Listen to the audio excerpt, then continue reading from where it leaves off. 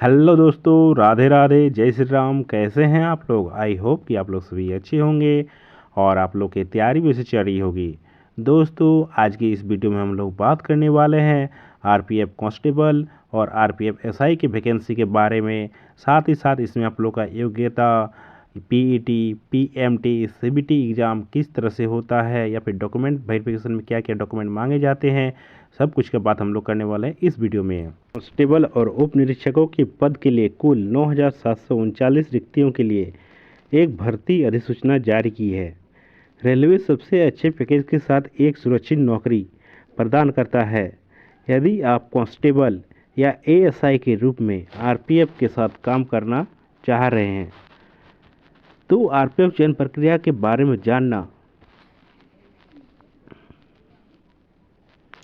RPF परीक्षा constable और sub inspector के लिए महत्वपूर्ण है। कांस्टेबल और एएसआई के लिए आरपीएफ शारीरिक दक्षता परीक्षा के बारे में पूर्ण विवरण जानने के लिए इस वीडियो में आप लोग अंत तक बने रहिएगा। और अगर आपको यह वीडियो आप लोग के लिए उपयुक्त लगे, अच्छी लगे और फ़ायदेमंद लगे तो हमारे कमेंट सेक्शन में कमेंट करना बिल्कुल ना भूलिएगा।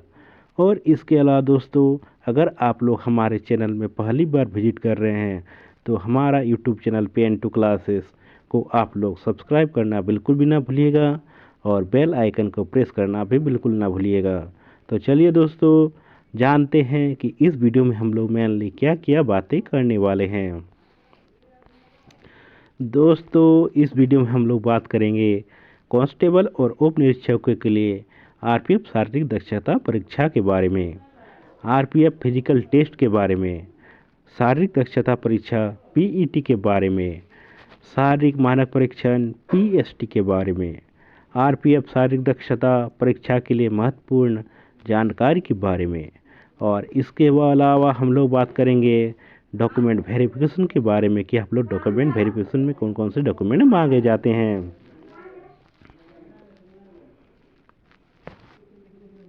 दोस्तों, कांस्टेबल और उप निरीक्षकों के लिए आरपीएफ शारीरिक दक्षता परीक्षा जो होता है, इसमें आरपीएफ की एक सख्त चयन प्रक्रिया है। प्रत्येक चरण महत्वपूर्ण है और एक उम्मीदवार को अगले के लिए चयनित होने के लिए प्रत्येक स्तर को पार करना होगा। और इन सब 3 चरणों को पार करने के बाद ही आप लोग का अच्छा से अच्छा परसेंटेज लाना होगा, अच्छा से अच्छा प्रदर्शन करना होगा, तो ही आप लोग इसमें सिलेक्शन होगा। ठीक है। उसके बाद आरपीएफ चयन 3 चरणों पर आधारित होता है, जैसे कि कंप्यूटर आधारित टेस्ट सीबीटी, शारीरिक दक्षता परीक्षा पीईटी और शारीरिक मापन परीक्षण पीएमटी। इसके बाद आप लोग जब कंप्यूटर आधारित टेस्ट यानी सीबीटी एग्ज़ाम, पीईटी और पीएमटी में जब आप लोग अच्छा प्रदर्शन कर लेते हो तो ही आप लोग का सिलेक्शन आगे बढ़ता है। और जब सिलेक्शन हो जाता है तो आप लोग को डॉक्यूमेंट वेरिफिकेशन के लिए बुलाया जाता है। आइए विस्तार से RPF physical efficiency test PET और फिजिकल मेजरमेंट टेस्ट पीएमटी के बारे में जानते हैं। आरपीएफ फिजिकल टेस्ट यानी आरपीएफ फिजिकल टेस्ट में RPF physical efficiency test PET और फिजिकल मेजरमेंट टेस्ट पीएमटी शामिल हैं। सीबीटी में योग्यता के आधार पर आपको इस श्रेणी के तहत आवंटित रिक्तियों से 10 गुना की सीमा तक पीईटी और पीएमटी के लिए बुलाया जाता है। शारीरिक दक्षता परीक्षा पीईटी। सीबीटी में उम्मीदवारों की योग्यता के आधार पर आपको आरपीएफ पीईटी और पीएमटी के लिए अधिसूचित जोनल रेलवे आरपीएसएफ के ग्रुप में श्रेणीवार कुल रिक्ति के 10 गुना की सीमा तक बुलाया जाता है। हालांकि इस सीमा को सभी अनुसूचित पदों के लिए पर्याप्त उम्मीदवारों की उपलब्धता सुनिश्चित करने के लिए आवश्यक रूप से बढ़ाया या घटाया जा सकता है। फिजिकल एफिशिएंसी टेस्ट पीईटी उत्तीर्ण करना अनिवार्य है और प्रकृति में योग्यता भी होगी, जिसके लिए कोई अंक दिया नहीं जाता, क्योंकि वो देखिए वो जो पीईटी और पीएमटी है ये आप लोग क्वालिफाइंग नेचर का होता है।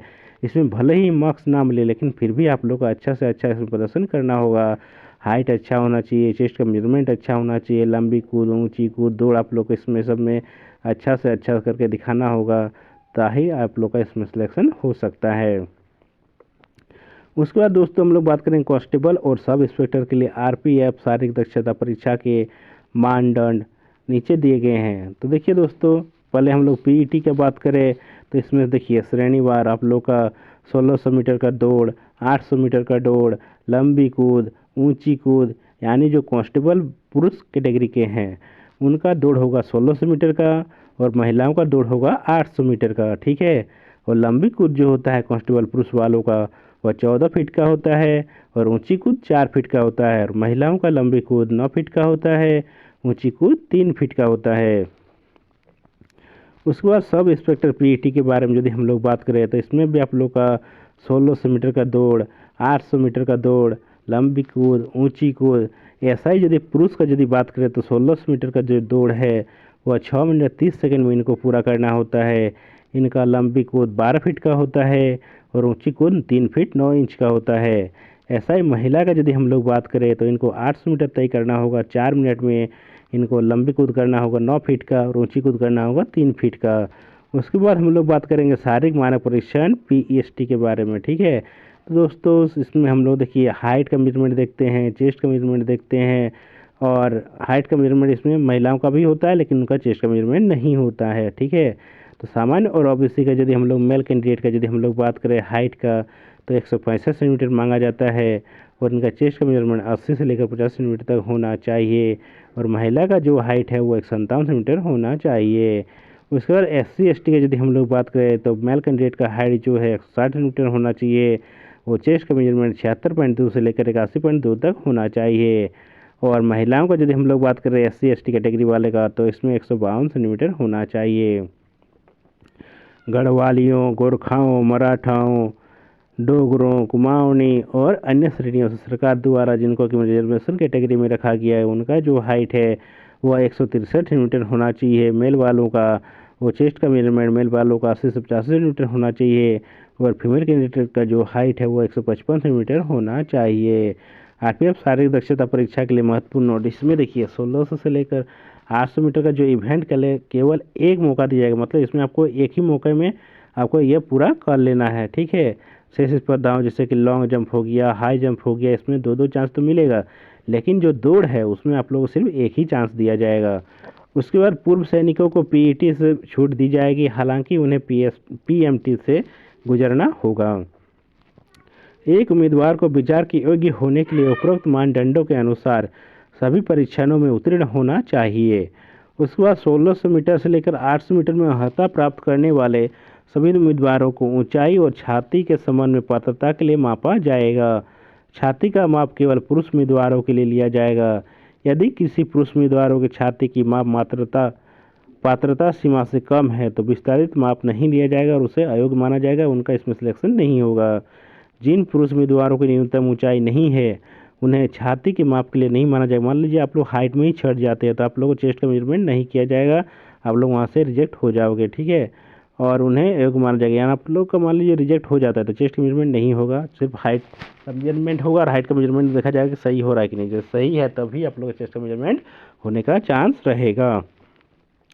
एक उम्मीदवार जिसके पास न्यूनतम ऊंचाई नहीं है, मतलब न्यूनतम ऊंचाई जो दिया गया है निर्धारित किया गया है उतना तो ऊंचाई होना चाहिए, नहीं है तब छाती को पीएमटी में विफल के रूप में माना जाएगा। मतलब इसमें आप लोग छाती का भी नाप नहीं होगा, आप लोग वहीं से रिजेक्ट किया जाएगा, आपको वहाँ से लौट के वापस आ जाना होगा। पीईटी पीएमटी क्वालिफाइंग मात्र है जिसके लिए कोई अंक नहीं। देखिए इसमें जो पीईटी और पीएमटी है इसमें आप लोग क्वालिफाइंग मात्र है, ठीक है, इसलिए इसमें इसको आपको कोई भी नंबर नहीं दिया जाएगा। हाइट और चेस्ट माप संबंधित शिकायतों के निवारण के लिए एक शिकायत निवारण प्रकोष्ठ स्थापित किया जाएगा। जैसे मान लीजिए आप लोग कुछ शिकायत करना कि ना भाई मेरा तो हाइट इतना है, मेरा सिलेक्शन काहे नहीं होगा, मेरा सिलेक्शन होना चाहिए, तो उसमें आप लोग यदि शिकायत करना चाहोगे तो शिकायत कर सकते हैं, उसके लिए भी एक प्रकोष्ठ स्थापित किया जाएगा।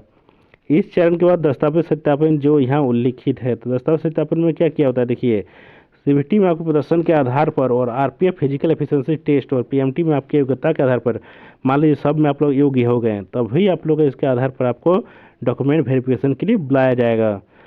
डॉक्यूमेंट वेरिफिकेशन में क्या क्या लगाएगा, जिससे कि आप लोग का मार्कशीट हो गया, एडमिट कार्ड हो गया, पासिंग सर्टिफिकेट हो गया, इसके बाद आधार कार्ड पहचान के लिए लगेगा, उसके बाद आप लोग का इसमें कैरेक्टर सर्टिफिकेट हो गया, उसके बाद आप लोग का जाति प्रमाण पत्र, आवासीय प्रमाण पत्र, आय प्रमाण पत्र, ये सब, इसके अलावा फोटोग्राफ, सिग्नेचर, ये सब भी लगेगा इसमें, ठीक है। आशा है कि आपको आरपीएफ फिजिकल एफिशिएंसी टेस्ट पर यह वीडियो जो है हमारा पसंद आया हो तो इसे आप लोग लाइक करना और शेयर करना, कमेंट करना बिल्कुल ना भूलिएगा। इसे ज़रूर से ज़रूर लाइक कमेंट शेयर कीजिएगा और हमारे चैनल पेन टू क्लास को भी सब्सक्राइब करने में पीछे मत हटिए, इसे भी सब्सक्राइब जरूर से ज़रूर कीजिएगा। ठीक है दोस्तों, विदा लेते हैं आप लोग से।